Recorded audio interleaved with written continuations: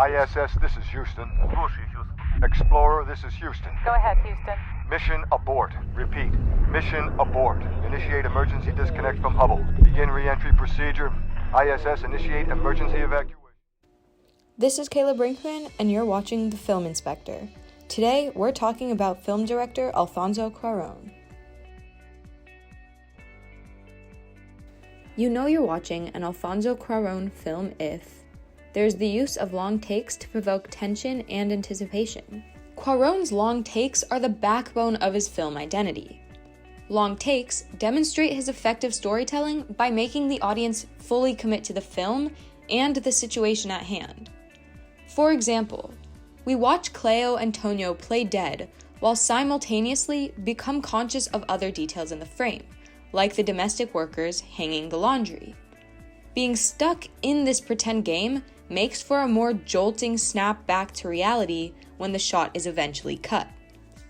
Through long takes, he is able to build his characters this way by giving them time to grow and showcase their traits and identities, be it, for instance, loving then disloyal, or confident then fearful, all within one take. Take this scene from Cuarón's Children of Men, for example. But by chance, Dylan was born. This is him? Yeah, that's it. We see the main character, Theo, transform from a cheerful friend to a sorrowful father, as the death of his son is discussed in the background.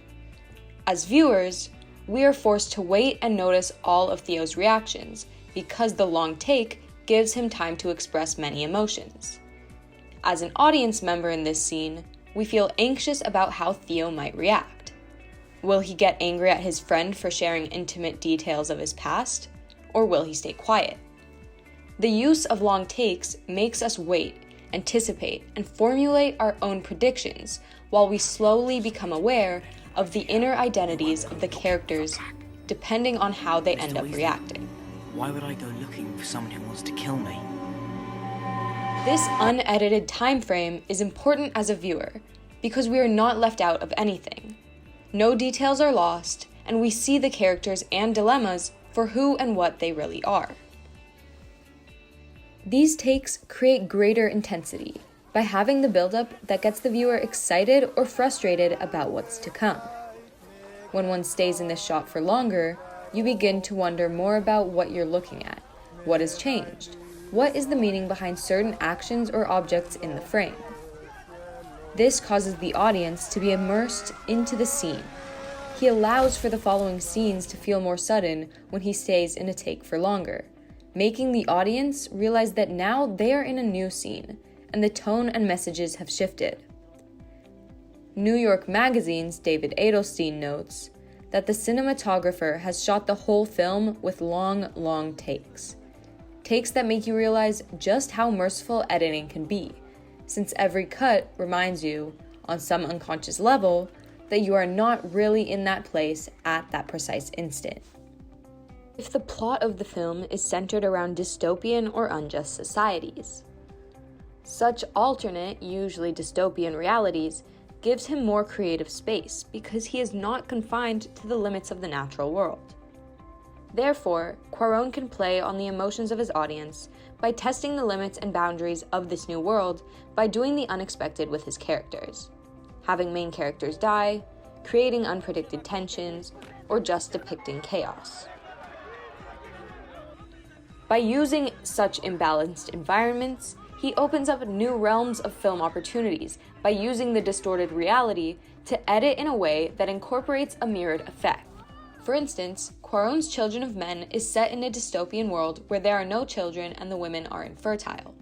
We are first introduced to the world of the film with the objective diagonal shot, immediately showing the viewer the lack of stability in the society.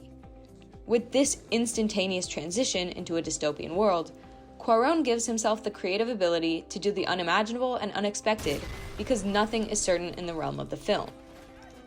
Furthermore, we see this use of proving imbalance through editing with the blood splatter on the camera in Children of Men. In a typical film, it is likely that this splatter would not have been incorporated.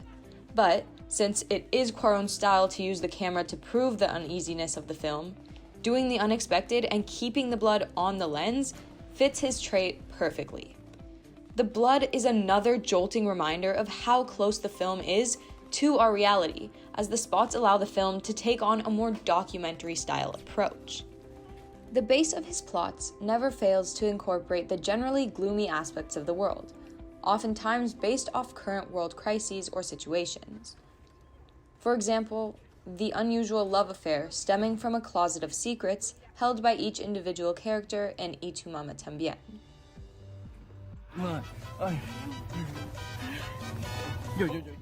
The extreme classist divide in Mexico City in the 1970s, as seen in Roma.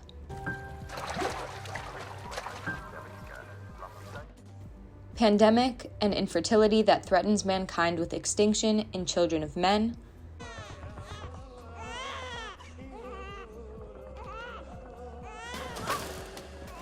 Disaster striking in space, leaving 2 astronauts stranded and hopeless in Gravity.